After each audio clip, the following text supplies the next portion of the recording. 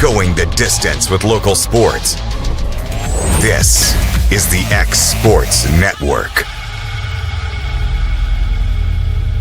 Are you tired of missing out on family life just to be treated like another truck number? Since 1986, Southeast Carriers has been a family-operated business based in Lawrenceburg, Tennessee. Being family-owned ourselves, we understand the importance of family, which is why we value it above all else. With our large number of dedicated lanes and our friendly staff, we are able to evenly divide your home time with the amount of time you spend on the road. We offer multiple benefits with large company pay now starting at $20 per hour, all while keeping a small company environment. For more information, visit our website, southeastcarriers.com, or check us out on Instagram and Facebook. At Smith Tax and Business Service, we offer many services. Along with personal income tax prep, we also offer tax preparation for corporations and partnerships. If you're a small business and looking for some extra help, give us a shout and we'll get you fixed up. Call Mary Beth Smith, Marion Matthews, Brooklyn Bates, or Michelle Staggs to find out how we can help you.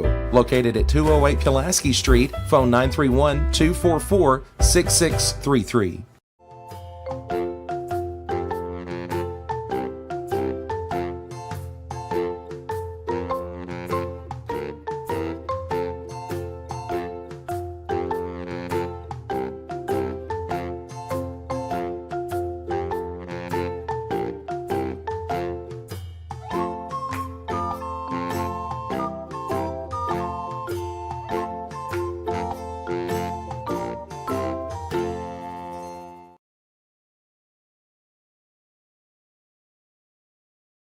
Did you know that Resource MFG, an employee bridge company in Lawrenceburg, is the first and largest national manufacturing staffing company? They work alongside the top plants and facilities in the area to provide you with job opportunities in production, quality, maintenance, supervision, and all levels of management. Resource MFG has positions open right now to meet your needs today and a full staff ready to work with industrial partners to grow opportunities for this generation of workers and the next. Reach out today and start your employment journey with Resource MFG. Going the distance with local sports. This is the X Sports Network. And welcome everybody here to X Sports Today, our football preview show. AJ Good here with Michael Marks. And Mike, before we get into everything going on Week 6 in college football, Week 5 in the NFL, we got to recap some stuff from last night. We'll start first, Major League Baseball. The Tigers advance, which I don't think many people saw, especially as bad as they were, tanking down the stretch. But they find a way to take 2 out of 3 in Cleveland. That's pretty big for them, especially since Skubal went the first day. But offense, defense did great there. Cubs got great pitching out of the bullpen, and Tyone starting, timely hitting when that went 3-1. And then just a bad inning for the Red Sox, kind of collapsed them in that. So our matchups are Phillies, Dodgers, Brewers, Cubs. Help me out on the other side. So we got who was the 2 seed? Yeah. It's Seattle. Seattle, right. And Seattle and Detroit, and then New York, Toronto. So while some of them aren't typical playoff powerhouses you think of, I think those are 4 great series, and I think the higher seed advanced in all of these, except the Guardians Tigers scenario. Yeah. So you're getting good teams. It's October baseball. It's going to be fun. And when you look at this series, I can personally speak Cubs Brewers. The Cubs won the regular season series, and the Cubs they were in a funk that had 5 games at home against the Brewers. Won 3 out of 5. Probably could have taken 4 out of 5 if the bullpen wouldn't have blown the 5th game. They've played particularly pretty well in Milwaukee, and in the best of 5 series. If it goes all 5, you got to play 3 in Milwaukee. If I'm the Brewers, probably the last team I want to see is the Cubs, a team that did have our number in the regular season. Yeah, and when it comes to the playoffs, man, these teams that get that first round bye, sure, it sounds nice, but you're just sitting there not playing baseball. Sure, you have these inter-squad games, and those are fun, but those don't get you ready for what these atmospheres and these scenarios are going to be like. So, really, I like most of the teams that if they play in the wild card series, I like them as a slight advantage just because they've been playing. They've had these high-stress moments already. And again, Cubs and Brewers, even though the Brewers took the division, the Cubs looked like the better team when they matched up head-to-head, and I think that's going to be a great series. Yeah. I think Dodgers, Phillies are going to be really good as well. I kind of like the Dodgers there just because it's the Dodgers. It's the Dodgers. They're really good. And the Phillies, they've kind of choked away some really good opportunities the last couple years, especially against high caliber teams like the Dodgers. Yeah, I think out of their division, they were the best opportunity to have a team get to 100 wins, and they just couldn't get it going down the stretch. Obviously, they've had some injury issues, in the last month and a half or so. So, they're a little down and out, but I don't know. It's something about the Dodgers. Every time they get to the divisional series, it just feels like they kind of, just fizzle out. Now, they didn't do that last year, obviously, but I don't know. Something about this. I just really like the Phillies in the series.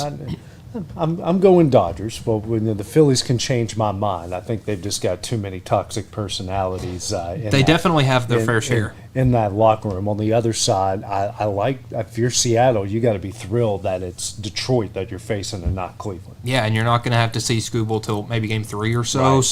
He's not going to have the ability to make the immediate impact. And the Mariners just have, it feels like, a million starting pitchers that are good. They still have Luis Castillo, George Kirby, Logan Gilbert, Brian Wu. I mean, that's 4 pitchers right there that can get you a win. Yeah. And it's a divisional series. That's all you need. Yeah, absolutely. And then, Yankees, Blue Jays, but the Blue Jays the Blue Jays had everyone's number, but I think they really had the Yankees' number during the regular season. Yeah, they got hot down the stretch, and they were tough to beat, and they've stayed that way. And it feels weird because they don't have the traditional.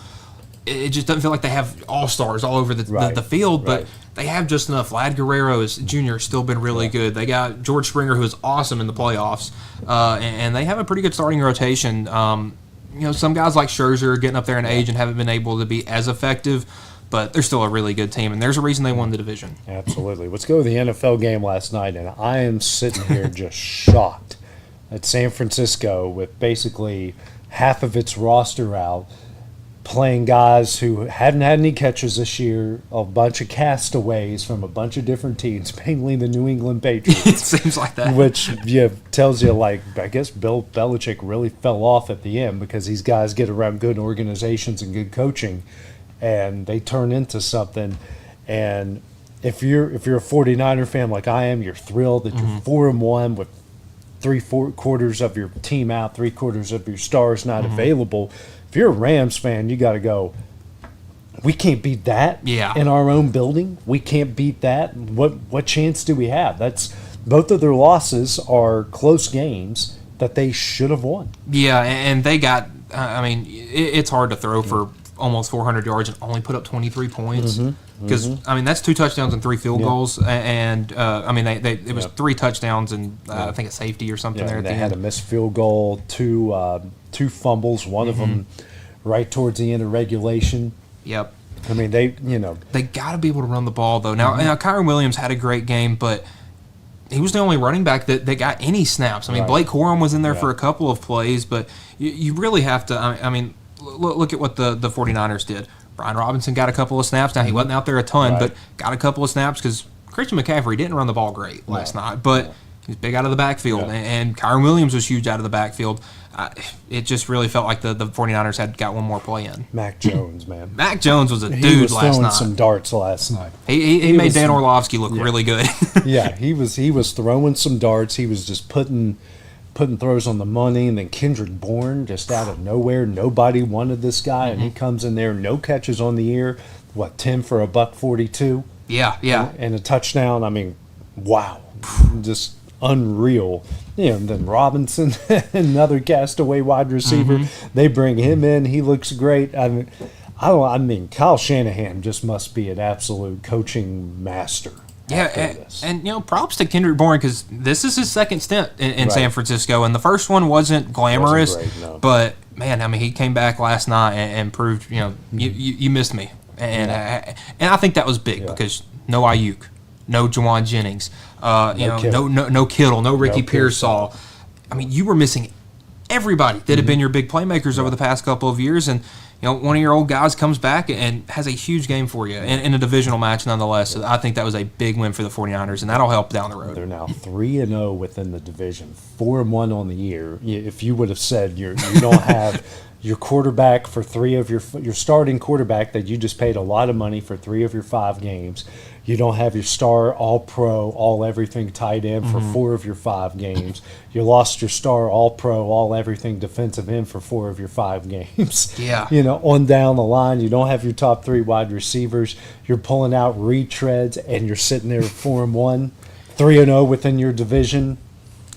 I mean, that feels great. Yeah, and that shows the ability that this coaching staff has. That it doesn't matter what the personnel you're putting out there, that they're going to go coach them, and these guys are going to fight for it for Kyle Shanahan. And I think that's the kind of team that can make some noise down when you get closer to January. What's that say about Bill Belichick? I mean, I've been thinking about that a lot today. Yeah. He had Mac Jones, and Mac Jones led them to the playoffs 1 year. He had Mac Jones. He had Kendrick Bourne. And it's just what boggles my mind, because he's struggling in North Carolina. It's funny that they're playing a struggling Clemson team tomorrow. He's struggling in North Carolina and everything. I'm like, well, he didn't really put together a good roster. I'm like, have you guys paid attention to anything that this guy did in his last few years outside of Tom Brady? He doesn't know talent. Yeah, their quarterback at UNC, Gio Lopez, has thrown for 430 yards this year through 4 games.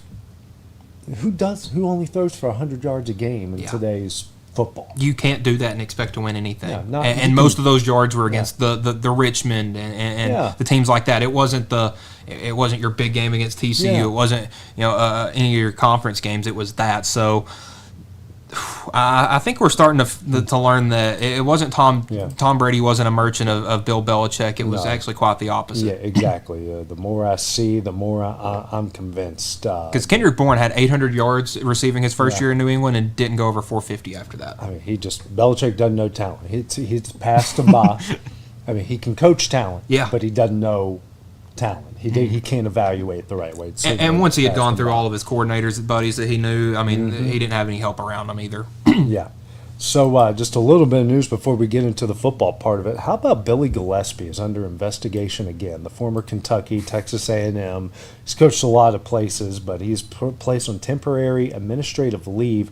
So the university investigates an anonymous complaint the school announced Friday. No details on the nature of the complaint were immediately available. So a timeline on how long the investigation will be. They do have a associate head coach, but Texas Tech, not Texas. No, he was at Texas A&M before he went to. Yeah, he was Kentucky, at both Tech and A&M. Yeah, and he's at Tarleton State right now, which next year will be in UNA, North Alabama, just down the road from us in their league. Why? I mean, he's 78 and 74 there at Tarleton, 25, and he went to the CIT a couple years ago. Why do people keep hiring? He's a freaking nutcase. Yeah, people keep hiring. I'm sitting here looking at this, and if you have a guy that's been a former head coach at A&M, Kentucky, and Texas Tech, and he's at Tarleton now, that tells you that this guy is got controversy following him everywhere. And he added it at Kentucky, and that was kind of what got him out of the door there. Thankfully for the Kentucky fans, and I mean, it's not shocking. I mean, this is kind of what in 12 months when we're looking at Arkansas next year with Bobby Petrino, and they're going to have something come up there. Don't color me shocked. And controversy follows this guy everywhere he goes. Controversy follows Bobby Petrino everywhere he goes. Controversy follows Urban Meyer everywhere they go. And people are like, oh, I can't believe Urban was caught with a girl grinding on his lap at a bar in Ohio. You're shocked by that? Yeah. This dude's a scumbag. And he's proved that everywhere he's been. And listen to his podcast. He sounds like a scumbag every game. Every day he's on that stupid thing. Oh, man. Well, I can go on and on about guys like that, but a college coach does something scammy, does something weird, you should not be shocked by that anymore. Yeah. Coming up next, Mike, we're going to take a look at Week 6 in college football. It'll be when we return here on Exports Today. Here at Fields & Brown Barbershop, legacy means a lot. We're trying to fill big shoes left by my 2 uncles and my grandfather, where every haircut came with conversation and every customer left a little taller than when they walked in. The barbershop is about pride. It's about knowing your barber knows your name and your story. Come see us at Fields & Brown Barbershop, where tradition never goes out of style. 3 generations, 1 legacy, your barbershop.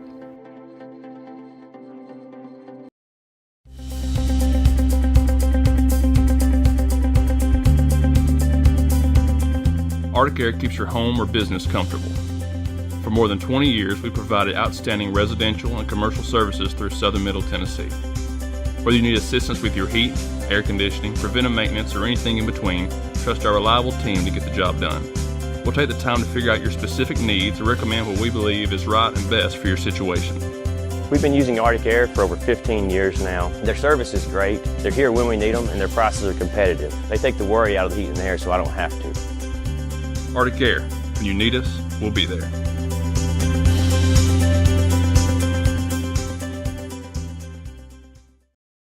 Financial advisor Scott Beasley knows time spent with family is everything. As a founder of Beasley Wealth Management, his mission is to give clients the freedom to enjoy time with family without the burden of financial concerns. A local of Lawrenceburg, Scott deeply values building relationships with clients, ensuring they make informed decisions concerning asset management, tax planning, and retirement planning.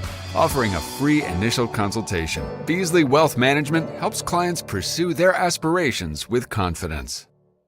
A local law firm respected throughout the state. Generations of clients have turned to Boston, Holt, and Durham since 1948. We assist individuals and businesses with their legal needs, including real estate, property closings, personal injury, employment discrimination, and family law. Our clients get the personal attention and convenience of a hometown law firm with the resources and ability to handle any case. Come see us at Boston, Holt, and Durham. Since opening our doors in 1904, Builtwell Bank has existed to be the local economic engine for the communities we serve. No matter if you're buying a car, saving for retirement, or finally buying that forever home, Builtwell Bank is here to help. From personal checking and savings accounts to a full suite of business and commercial banking with treasury management services, we'll make sure you'll have a dedicated Builtwell banker that understands your unique needs and stands by you every step of the way. No matter where you are in Tennessee or Northwest Georgia, there's likely a Builtwell Bank location nearby. Come see us and let our dedicated financial team help you with all of your banking needs. Member FDIC. Going the distance with local sports. This is the X Sports Network.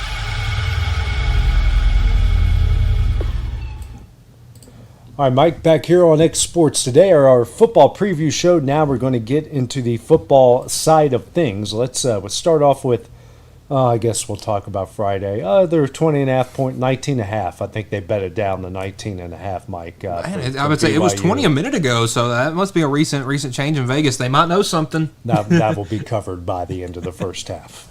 Because West Virginia, it's funny, they got listed Nico Marchiol as the leading passer between the two, and he's already taken a red shirt, planning on going to the transfer portal.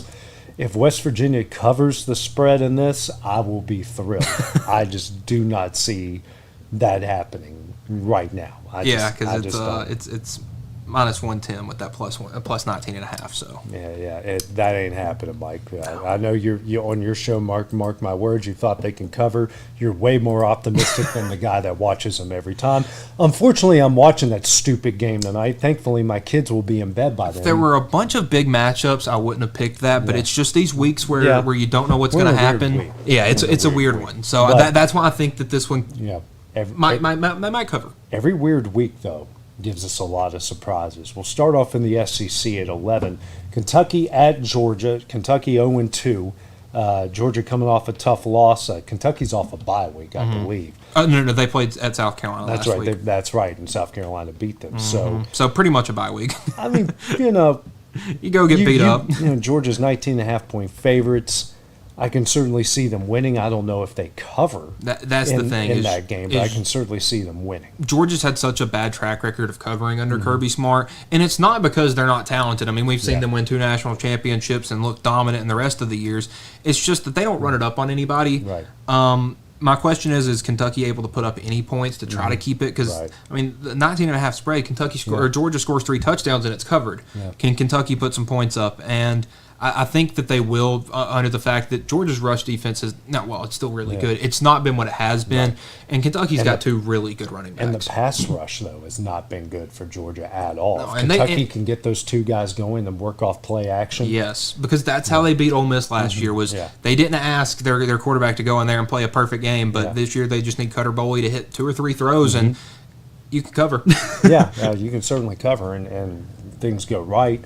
Because this Georgia team It just was doesn't seem like the Georgia team we've seen. There's just something off about them this What year. was it? 13-12 last year was the final Yeah. score. So I mean, don't color me stupid when it's like 20-16 or something Yeah. crazy like that. Texas and Florida, Longhorns 5.5-point favorites there, and I think we know that Texas's defense is going to shut down Florida's offense. The real question is, can Texas offense move the ball against Florida's defense? Yeah, because the defense is really the only bright spot for this Florida team. Because you look, I mean, they haven't given up a ton of points to anybody yet. I don't think they've let anybody score. Yeah, 26 is the most they've given up this year. So their defense has done really good. Texas's offense has not looked good.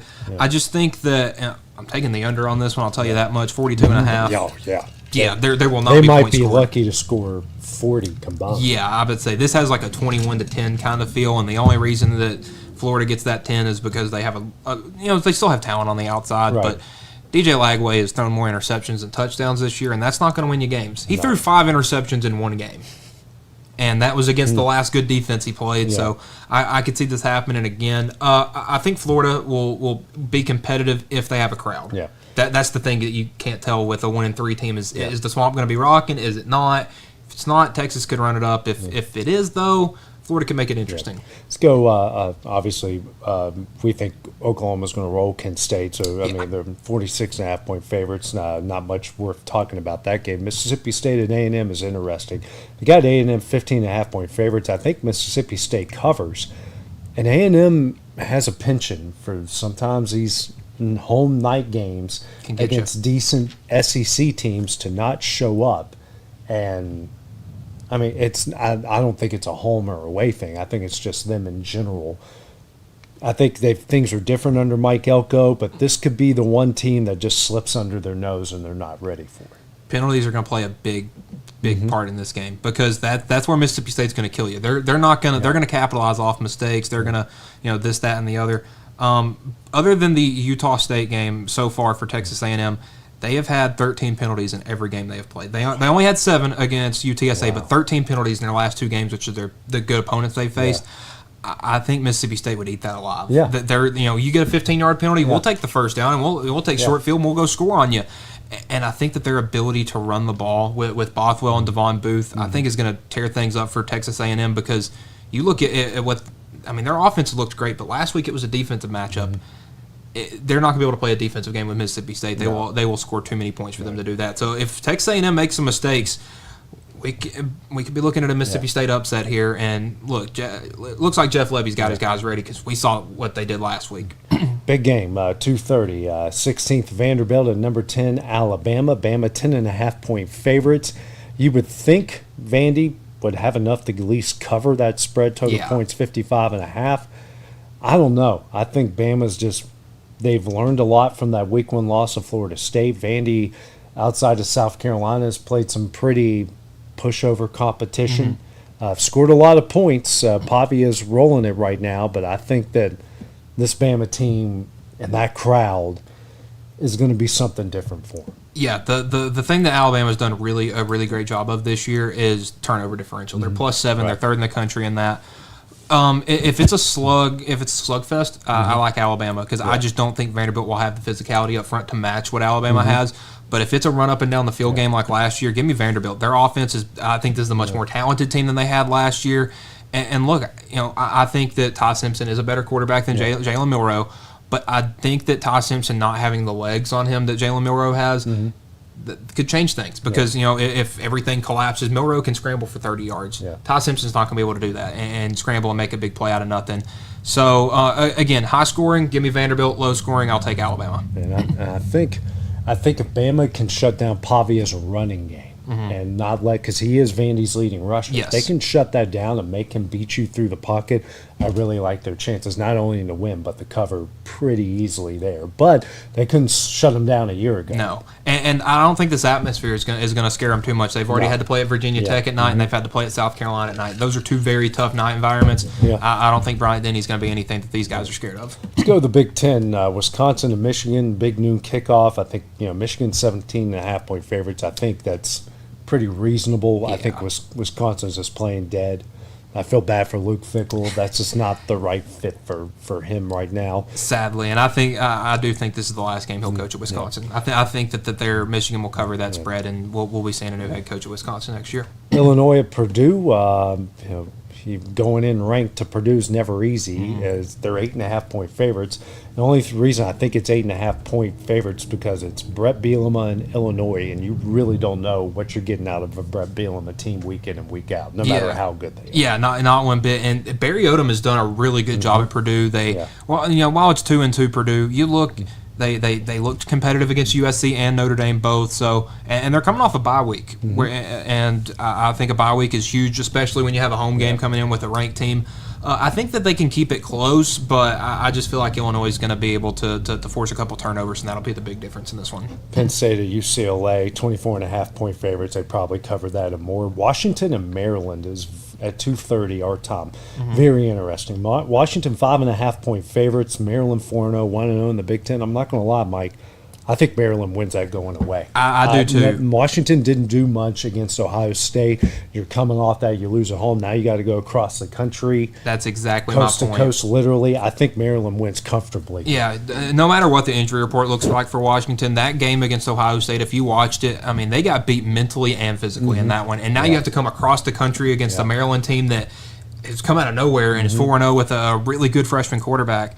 I like Maryland in this one as well. And to go back to that UCLA-Penn State game, it's a blowout out for UCLA. They're doing a blowout out for all 12 of their fans. So, and do they know what color blue to wear? I hope so, but there will definitely be probably two blowouts going on in that stadium on Saturday. They did it so they could match the rest of Penn State. Yeah. Yeah, there's going to be a blowout and a blowout going on at the same time. Louisiana Monroe, Northwestern. Wildcats 10.5-point favorites. I think Louisiana Monroe covers. I'm not saying they win, but I think they cover in that game. 3 o'clock, Michigan State and Nebraska. 2 3-1, 0-1 teams in the Big Ten. Nebraska 12.5-point favorites, but I love Michigan State's quarterback, Childs. I'm not saying that they win that game. I think they make it close, but I think Nebraska comes out on top in that one. And see, funny enough, I think Nebraska wins this one big. I've watched Michigan State a couple of times this year, and I do like Aiden Childs. I think he's a great quarterback. I just don't know. I feel like this is another opportunity for Nebraska to kind of introduce themselves to back to the world. Right. And I think this is a good opportunity to do it just because their offenses look so good. And Michigan State's defense has not looked great this year. They've had their moments, but they let Boston College, and I get Dylan Longren's a great quarterback, but they let him throw for 400 yards and 4 touchdowns on him. I think Dylan Raiola is an extremely talented quarterback with a good core around him. I think Nebraska takes this one big. Minnesota, Ohio State, both 1-0 within the Big Ten. Minnesota 3-1 overall. I don't know. I think Ohio State wins are 23.5-point favorites. I think Minnesota covers because this feels like one of those games where Ohio State just doesn't take it as serious as they need to. This is a one-possession game going into the fourth, and they just do enough to keep their distance from the Golden Gophers. And I'm wondering when that's going to get them beat this year because it's going to happen because they know that they are more talented than every team they will play this year. So they're not going to open anything up. I mean, you look, their tempo is near the bottom of the country. They're playing like Virginia basketball, where they know that we're not, we don't have to outscore you. We just have to make sure you don't score at all. Right. So, and I think that they're going to try to play slow. They're going to run the ball. They're not going to throw it down the field a ton. And Minnesota's a sneaky team that can capitalize off of that and keep it close because what do they like to do? They like to slow it down and run the ball. It's going to be two play styles that are very similar going at each other. I think Ohio State has enough talent to win, but I don't think they'll cover. Yeah, it's given me like Michigan State because it's a night game, and these games always come to them at night game. There is a game Illinois had there a bunch of years ago. Michigan State, the year they went to the playoff, went in there at nighttime and kind of disrupted some things. Big 12-wise, it's a full slate of Big 12 games. I think it's all conference games from what I'm looking. We already talked about the blowout that's about to happen tonight. Iowa State and Cincinnati, going in the Nipper, both undefeated in the league. Cincinnati's 3-1 overall, but Iowa State going on the road. This is actually their 6th game of the season, so this is going to be a tough one, I think, for them. Well, the spread favors Cincinnati at home, a 1.5. So it's actually gone close back down a little bit. It was up to 3.5, I believe, at one point yesterday. It's 1.5. Cincinnati's 1.5 point favorite. Yeah, and they've been favored all week. Yeah. This one just has upset written all over it because Iowa State has looked so good. But where they struggled has been against, they haven't really faced a good quarterback with his arm this year. They let Avery Johnson almost throw for 300 yards on them. In Cincinnati's one loss, Brendan Sorsby threw for 59 yards against Nebraska. That's not going to happen in this one. I think it being an 11 a.m. kickoff, it's you're going to be a little sluggish. You're thinking, oh, it's just Cincinnati.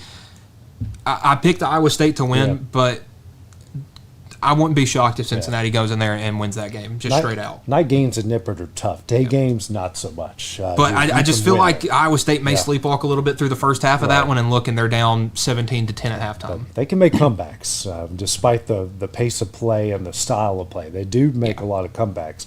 Kansas State at Baylor. Baylor 5.5 point favorites. I like K-State in that game. I think they're starting to figure some things out. Baylor, I don't even, despite 3-2, 1-1 in the Big 12, I really don't think they know who they are right now. They've struggled following that win against SMU, and that was really a big opportunity for them to try to build off of it.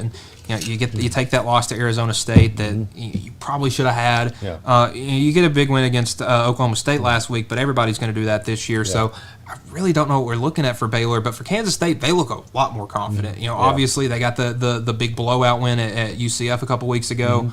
Or actually last week, so I think they're going to be looking good heading into Waco, and I think that's going to be a good game.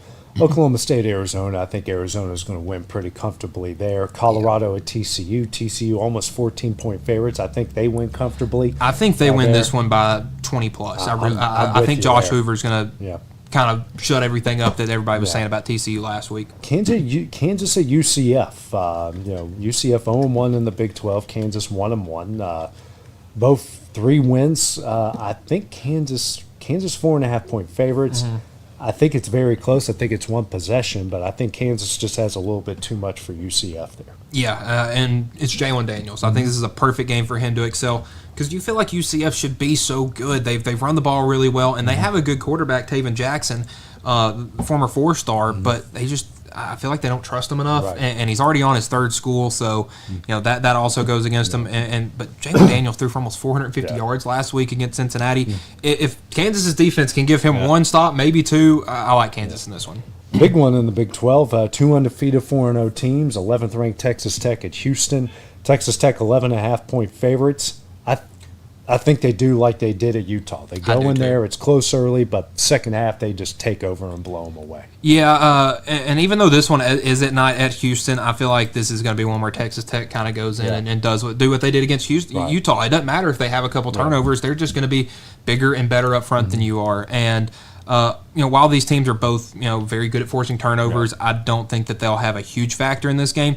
But if you look up and Bear Morton's got 2 picks and Houston's in it, Willie Fritz is a great head coach. I'll just say that. And they made a huge comeback last week. If they would have lost to Oregon State, oh my goodness. Yeah, this one would have like a 28-point spread, and nobody would be thinking anything of it. But they won. They blocked some kicks down the stretch, won the game in overtime. Right when I tuned in. So it seems like they're playing big when the lights are on. Let's go to the ACC. Boston College at Pitt at 11 a.m. Pitt's 6.5 point favorites. Not gonna lie, Mike.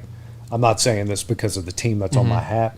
I think Boston College goes in there and wins big. I do too, because Pitt started off the year 2-0, and ever since that West Virginia game, they have just not looked good. And there was so much hype for Eli Holstein coming into the year, like 7 times a game. And that's the thing; he's a great quarterback when he's standing up. He's not going to do you much good when he's getting thrown around every play. And Dylan Longren is another great quarterback. I think it's funny, but I think we could have like a shootout sort of thing at 11 a.m., which feels weird because usually you don't get those. But these 2 quarterbacks can really stretch the field. And those old Big East teams have struggled at Heinz Field, but Louisville kind of got over the hump last week. There's no reason why Boston College can't get over the hump this week. Yeah, and just with the way Pittsburgh kind of blew it last week, I just feel like they're going to be a bit down. Yeah.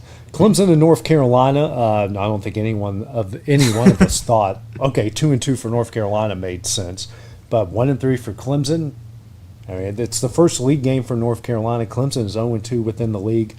Clemson's 13.5 point favorites. I think they win. I don't think they cover, which tells you more about Clemson than what I think. Both teams are just a mess, but I think Clemson is just less of a mess. Yeah, and they're getting a little better. It's their offense that has had so many struggles. Their defense has kept them in the games. Cade Klubnik hasn't looked great, but I think they're back to getting Antonio Williams closer to 100%. Bryant Wesco's been really big. I think they need to run the ball more. Adam Randall has been a great running back for them this year. He's getting almost 6.5 yards a carry. If you can start pushing that to past 8 to 12 carries and put that in like the 15 to 18 carries a game, I think you could slow the pace down, allows your defense to play better, get them more rest, and it doesn't force you to put up 30 points to have to win a game. Right. Our CW network game of the week, Wake Forest to Virginia Tech. Virginia Tech showed a lot winning at NC State, which nobody does ever. I don't care how good you are. They're 6.5-point favorites. Wake Forest they're great at home. They're not great on the road. I think Virginia Tech goes 2-0 in the ACC. I don't know if they cover, but I think they go 2-0 in the ACC. Yeah, Virginia Tech's ground game really got going last week against NC State, and that's what allowed them to win. Stewart, 15 carries, 174 yards. Didn't put the ball in the end zone, but Kyron Jones was able to have a good enough game against NC State. And Wake's coming off of a heartbreaking loss, and you wonder how a team responds from that if they come back. Got to go right on the road. Yeah. And I get it's not Lane Stadium at night, but it's still a tough place to play. I'm wondering how ready Wake's going to be, because obviously you come off that loss, you want the guys to be amped up and ready to be like, hey, we'll get them this week. But these are 18 to 22-year-olds that a big loss like that can really drain you. And if you're Philip Montgomery, who former Tulsa coach, and kind of got that program going the right direction, and you're the interim coach, and your coach gets fired, and then you lead them to 3 straight wins, including back-to-back in the ACC. That's big. He's not Petrino. He doesn't bring that baggage. That could be huge for him. The only non-conference game, Campbell and NC State, they don't even have a line for that. I got 42.5 from DraftKings. So Campbell's 1-4. Virginia, 24th ranked to 4-0 Louisville. There should be 2 top 25 teams. Louisville 6.5-point favorites. I really don't know what to make of this game, Mike. Give me the cards. Yeah, I like them just because of location. I don't think 6.5. I think 6.5 is too big, because Virginia can score points no matter who they're playing, where they're playing. I just don't know what Virginia has defensively that can stack up against Louisville, because everyone has scored points. Well, I think UVA is going to be coming off a really big high. Now, obviously, it's a long week. They played that game last Friday. Yeah. But Louisville does 2 things really well. They force turnovers, and they run the ball really well. Yeah. They didn't run the ball really well last week against Pitt, and that forced Miller Moss to have a good game. So he's coming off his best game of the year. Yeah. UVA while they won that game against Florida State ran all over them. Yeah. So I think Louisville's going to be really good at running the ball. I think depends on the start in that game. Virginia got off in all their wins. They've gotten off to great starts, and the loss they didn't. Even though NC State had to come from behind to beat them, Virginia did not get off to a great start. It was very neck and neck until NC State took over late there. Yeah, so I like Louisville. I don't know if it's, I don't think it'll be like a big blowout win, but I do think like a 6 or 7 point win is very likely here, just because I think Virginia's going to be too high up, and they're going to have a crash after they face Louisville, because I really do like Jeff Brom and what he's brought to the Cardinals. Syracuse at SMU. The last thing Syracuse needed after getting blown out at home to Duke without Stephen Jelly was to go all the way to SMU. SMU 17.5-point favorites. That seems about right. I think that's what's about to happen on Saturday. Yeah, I mean, SMU hasn't looked great this year. They've lost to the both Power 4 opponents they've played, and Baylor and TCU, but Baylor can throw the ball really well, so they can put up points. That makes you tough, and TCU's a good team. Syracuse could throw the ball really well, and if they had Steve Angeli, they'd probably be 4-1 right now, and I'd take them, but they don't. And Ricky Collins has not been good whatsoever. And they haven't been able to run the ball with Yassine Willis either. So give me SMU in this one. 2 big games in the nightcap. We'll start with the 9:30 game. Duke at Cal is really interesting, because Cal's 4-1. Justin Wilcox doing a great job there. Duke, even though 3-2, but 2-0 within the ACC. Duke 2.5-point favorites. I like Cal here. I just don't like the travel with Duke, them away. You really don't know what kind of Duke team you're getting. Really, weekend. It doesn't matter home or away, because they, But like in their wins, they've looked really good, and in their losses, they've looked really bad. Yeah, especially in the second half of those losses. Yeah, and this is where I think Cal takes over. And we got a bit of a nerd bowl going on out west in this one, but. And it's going to come down to the quarterbacks. I think Darian Mintz has thrown for 1,500 some odd yards this year, has been awesome. But I really do. I think Cal's defense is going to be able to get a couple of big stops, because that's kind of what happens to Duke. They've been able to put up a ton of points, a ton of yards, and they're not turning the ball over crazy. It's just they're getting stopped in bad moments, and I think that's gonna cost them in this one. And that travel across the country has just had so much of an impact on players, and especially with it being a night game, because you're going from Eastern time zone to Pacific time zone. It's 12:30. It'll be 7:30 local time kickoff, but that's 10:30 kickoff time for you. Second half, that's going to be like 2 a.m. for you. Those guys, and they're going to be dead tired at that point. Yeah, and I think you go from Syracuse, northern New York, and then you go to California back-to-back weeks. It's a pretty crazy game. And then the big one, I think the one outside of Vandy and Alabama, the big one everyone's going to be looking at, Miami at Florida State. Miami 4.5-point favorites there. As much as I want to take Florida State, I don't know. I don't think Miami's defense is just way too good. 4.5 seems about right between the two. I think Miami wins there. Well, here's the thing. Miami hasn't played on the road yet. That's true. They have played home against everybody, and they've been slightly tested. Notre Dame, I think, is a good opponent. Florida and USF didn't turn out to be what we thought they would be. So I feel like they haven't been tested necessarily in a couple of weeks. And Florida State at home has been awesome. They beat Alabama. They put almost 80 up on East Texas A&M. They beat Kent State by 60. It's when they went on the road that they struggled a little bit. Get them back home. I don't know why, but I feel like Florida State's got this one. Yeah. I don't know why. Miami's. I want you to be right. Like I do too. I want chaos, and I want it to start with this game. And I think Miami's had a bye. Miami's coming off a bye week, so they haven't played. They didn't get hit in the mouth last week like Florida State did. I just feel like the Noles got this one. I don't know why. I like Florida State. Let's go to the American. Charlotte at South Florida. South Florida, it's their first league game. They have that great start to the year, upsetting Boise and upsetting Florida, and then fell back to earth against Miami. But they can get back on the right track. They're 28.5-point favorites. Navy, who's 4-0, they're 13.5-point favorites, get to Air Force. They have a total points 51.5. That ain't happening. Okay, but for some reason, you always bet the under in total points with the military academy. But for something with Air Force, they put up some points. 49 in week 1, 30 in week 2, 37 in week 3, 35 in week 4. They've put up points. But they're 1-3, though. Yes, I would say their defense couldn't stop a nosebleed, but they're throwing the ball a lot. Their quarterback's thrown for a good bit of yardage, so... But it's Navy, and Blake Horvath's been really good for them, and they're building off what they did last year. I like Navy in this one, but it's not going to be all triple option in this one. Air Force will stretch it out. Change it a bit. 5-0 Memphis at home against Tulsa. Tulsa, despite defeating Oklahoma State and getting Gunning fired, they're 0-2 in the American and 2-3 overall. So what's Memphis at? 21.5-point favorites.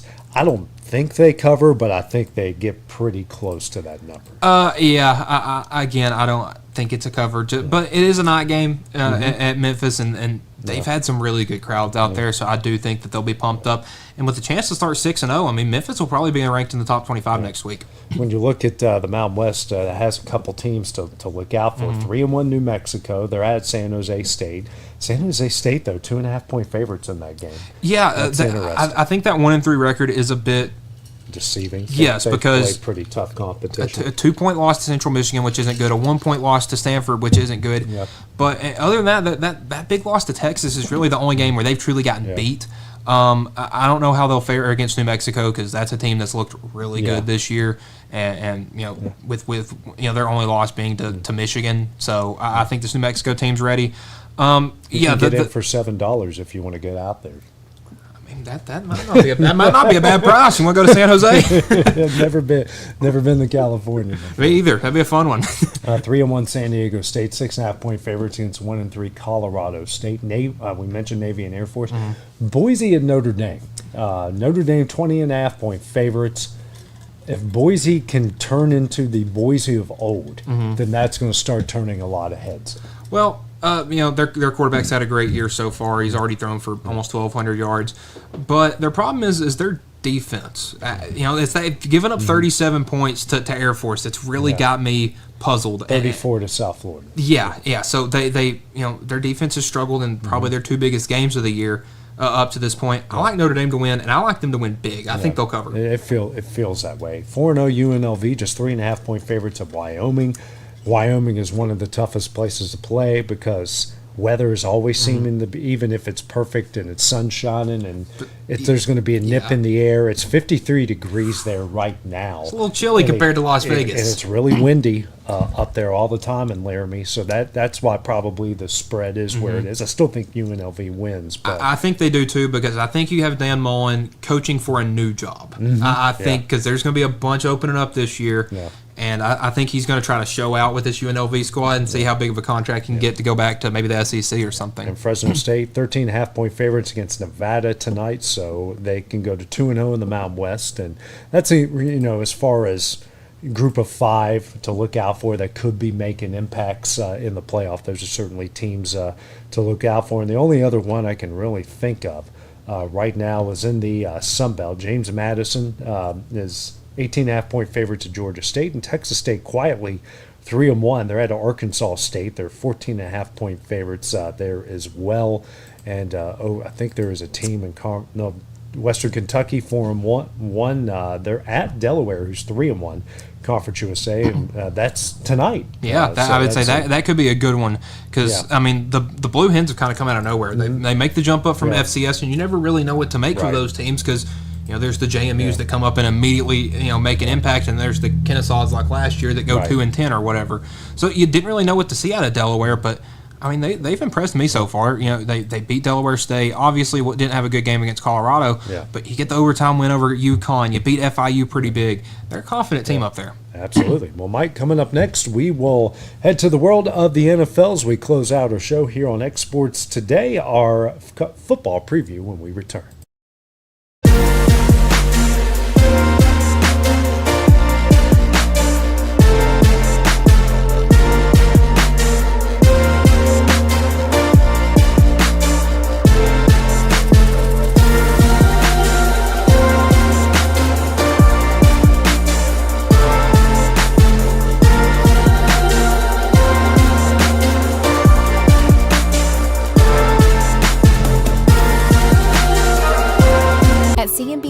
Fast, friendly, and reliable service is our promise to you because you're not just a customer, you're family.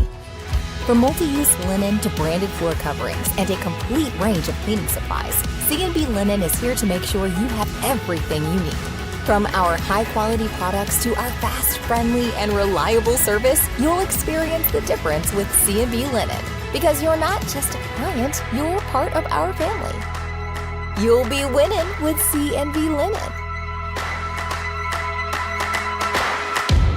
Got a dent, a ding, a scratch, or a bent fender? Major or minor, Car Country Collision Center in Leoma can fix you up. Car Country works with all insurance carriers, gives free estimates, can work on foreign and domestic vehicles, and has experience you can trust. They've been in business since 1990. Unfortunately, accidents happen, but you can get your car back on the road with as little hassle as possible with the help of Car Country. Call 931-852-4708 or stop by at 2567 Highway 43 South in Leoma.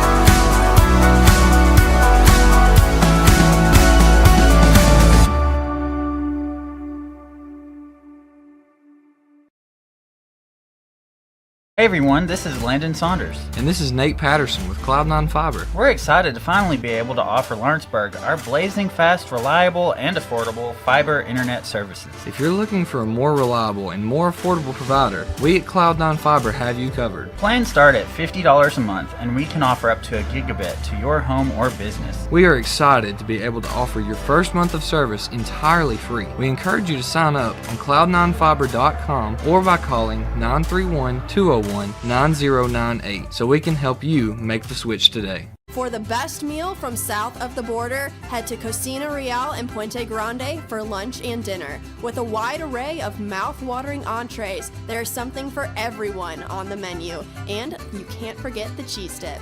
They'll treat you like family, and you'll never leave hungry. Make Cocina Real Mexican Restaurant and Puente Grande Mexican Restaurant your choice for authentic cuisine, located in Lawrenceburg, Tennessee.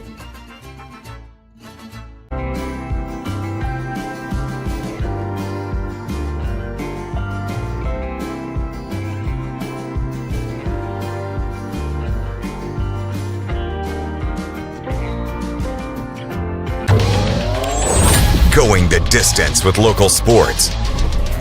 This is the X Sports Network.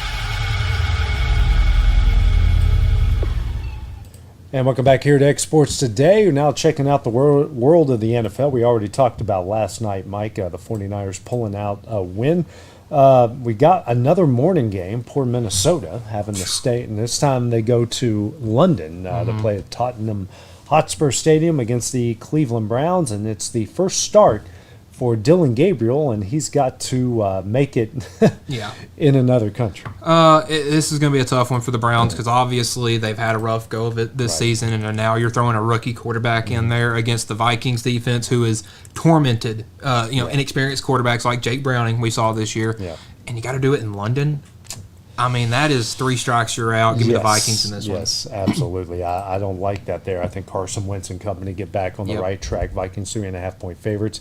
Vegas at the Colts. Obviously, the Colts dropped their first game of the year last year, kind of in heartbreaking fashion a bit. 6.5-point favorites here against the Raiders. The Raiders, they're a mess. Yeah, they really are. And another team that kind of lost in heartbreaking fashion, having a field goal blocked last week. Give me the Colts. Theme of the season. Yeah, blocked field goals, and I don't think it's going to be a blocked field goal will have much of an impact in this one. Give me the Colts. Giants at the Saints. Who would have thought? Battle of 1-7 combined teams. Saints are 2.5-point favorites here. They do tend to play better at home than what they do on the road, but I mean the Giants just. How much? It's kind of hard to play much worse in that case. The Giants just beat a really good Chargers team without their best wide receiver, so it's going to be the second start for Jackson Dart. I don't know. I guess I'm taking the Giants because I just don't trust anything the Saints are doing right now. You told me on October 5th that we would have a Jackson Dart versus Spencer Rattler showdown. I would have. I'm like, what week is this in the SEC? Yeah, I'm about to say, well, we got Carolina and Ole Miss going at it. That should be a good one. Cowboys at the Jets. I think Cowboys will win this one. I think the Jets are just so close in so many ways to pulling out, but they, as Breece Hall has said, we shoot ourselves in the foot, then we shoot ourselves in the head. If you take out that 20-point loss to the Bills, their 3 losses are by combined 10 points. Unreal. 2 points, 2 points, and then 6 points. Yeah. So they're right there, and the only person that's had as many close games as them is the Cowboys. A 4-point loss, a 3-point win. They had the bad game against the Bears, and then a tie. So this could be a close one. I think if the Jets are going to pick up a win, this is a good spot to do it. Because, obviously they haven't looked great, but they haven't looked bad either. Right. And there have been games where the Cowboys have just flat out looked bad. Yeah. And I think that could be the difference. Dolphins at the Panthers, again, 2 kind of low teams, but I think if Miami can go there and get a win at the Panthers, I think that takes a little bit of pressure off Mike McDaniel because, well, we're not the worst team in the league anymore because we just beat the Jets, and if we just beat the Panthers, hey, we're at the bottom, but we're not the worst team out here right now. Yeah, and I think that'll help them. Funny enough, it almost feels like Tyreek Hill's injury has been almost a blessing in disguise. Because you don't have to draw up stuff specifically for him. Exactly, and it allows you to just play football. Now, obviously, he was their leading receiver before he got hurt last week, but you still got a ton of talent. I mean, Darren Waller had 2 touchdowns last week, and he hadn't done that in almost a decade, it feels like.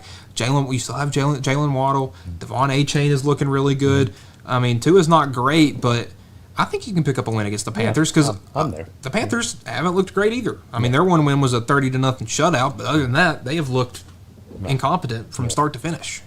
Texans at the Ravens. I don't think any of us saw them being both 1-3 here. Houston, though, 2.5-point favorites. I don't know if they can score enough points to beat Baltimore. I mean, we don't know what's going on with Lamar Jackson, but Houston hasn't proven anything to anybody that they can. Well, what's funny enough is I don't know if the Ravens' defense is any better than the Titans. I know. And which is crazy to believe, but I think this one will be closer, obviously, than we saw Houston and Tennessee last week, just for the fact that Baltimore can score. Right. And that's the thing. I don't know if Houston will be able to keep up with them because they have really struggled on offense this year. I mean, you only put up 26 on the Titans. Yeah. That tells you something right there because, I mean, teams that have struggled to score, if you're struggling to score against Tennessee, you're struggling to score against anybody. Titans at the Cardinals. Cardinals 7.5-point favorites. I don't know, Mike. It's going to be ugly. I don't know. It's either going to be really ugly or the Titans win. That's the only way I see that game going on Saturday. Well, I mean ugly in just the sense of I don't really think either of these teams are any good. No. Arizona's had a good defense, so that I think that could cause the Titans some problems. But, I mean, you're looking at two of the worst offenses, points per game wise, in the NFL, and you're looking at two teams that just don't put up a bunch of yards, don't put up a bunch of points. So, I mean, the over-under set at 41.5. There will not be 41 total points in this game. Buccaneers at the Seahawks. Seahawks 4.5-point favorite. Seems about right. I think the Bucs going on the road after a tough loss, and they've played a lot of good teams. You know, they're 2-0 away from home. I like Seattle in that one. Man, give me Tampa. I mean, Baker had an amazing game, almost came back against the Eagles, and he was pretty much doing that with one arm. Right. I mean, he's been a little banged up this year. This could be a game that ends up hurting them because, you know, he's trying to play banged up. Yeah. But, I mean, Tampa's looked really good this year, but they're going to need to find some help in their receiver room because obviously Mike Evans is hurt, and since then the best team's corner's been able to shut down Emeka Egbuka. Yeah. So they're going to, and you know, without Bucky Irving, this might be a tough game for them to win. I might change my pick. Give me Seattle. You're talking yourself into my corner. Yeah. Right? Detroit at the Bengals. I think this is our largest spread at 10.5 points, and that's looking about right as where the Bengals are right now and how good Detroit's been playing. Yeah, I would say the Lions have looked good on both sides of the ball. I mean, they really, I mean, they haven't missed Ben Johnson or their defensive coordinator one bit. And boy, I mean, Cincinnati, they have terrible luck. I mean, they're getting just because they said that window is always open, and when Joe Burrow is there, but the window is closed as long as he's down, and it seems like you can't keep him off the ground long enough to get him back to the Super Bowl. So, I think the Lions may cover. Yeah. Commanders at the Chargers. Chargers 3.5-point favorites, but the way they looked last week, and if Jalen Daniels, if he's healthy and playing right, that might be Washington's to win there. Yeah, the Commanders' defense has been pretty good this year. Yeah. It's kept them in the game in some games, but I just don't know if the they're coming off a loss to the Giants. Now they shut the Giants' offense down, but I don't know. This is I think this is probably one of our most competitive games of the day because these are really two competitive teams that we probably won't see get to match up again because I don't think they'll make it far enough in the playoffs to play each other. But give me Washington. I'm going to take the Commanders in that one. Patriots at the Bills. Bills second largest spread, 8.5-point favorites. It seems about right there. I don't think they'll blow them out, but at least I think they'll keep it 2 scores in arm's length away from the Patriots there. Yeah, and I think this is the kind of game where we see Josh Allen just do Josh Allen things, throw for 300 yards, rush for 80 or so, and jump over a couple people. So give me the Bills in that one, and I think they do win it pretty big. I think this could be a flip of kind of what the Patriots did last week. It's on Sunday night. Then Monday night, Chiefs at the Jaguars. Chiefs are 3.5-point favorites, but man, Mike, Jacksonville's I'm hot. liking Jacksonville. I'm Yeah. liking Jacksonville a lot in that game. And anytime they have a good team, it's so funny because it feels like really the whole country kind of rallies around them. And I mean, you have that tough loss to the Bengals while Joe Burrow was still a thing. Yeah. And you beat Houston. You had a really good game against them. You beat the 49ers, who have proved to be a really scrappy team. I don't know why you can't beat the Chiefs because I know they're not nearly as talented as some of these teams that you have played because I think the 49ers, despite being banged up, still might have a little more talent than that Chiefs team because they're all old. Yeah. All of their good players are old and everyone else is unproven. Yeah. And Mike, our favorite game, the cheapest game to get into, and this might be the cheapest week to get into a game because you can go to Indy for $56. Last night was pretty cheap. I think it was like $30. Yeah. But it was all 49er fans. I think everyone knew what I saw. All 49. It's $24 to get in the Saints Giants. Yeah, what about that crowd though last night? I did not realize that the Rams just had zero support because the 49ers always take over. 49er fans travel really well. And I get that wasn't a crazy long travel, but man, that stadium was red. It was all red. $48 again in the Panthers, $47 again in the Baltimore. So you can tell the team's How much is it to get in Arizona? Because I don't know who wants to watch that one. Commanders Chargers is $35, and this is our lowest ticket price of the season. Titans Cardinals, $14 to get into that game on Sunday afternoon Arizona time, late Sunday afternoon our time. So that's a tough one. Yeah, you won't find me fighting for one of them. I'll just say that much. If I was bored and in Arizona, Glendale, yeah, I'd say if I was in the area and had nothing else going on Sunday afternoon, maybe. Right. But it's a great area where that stadium is. It's a great area, but from here, I'm not going out there.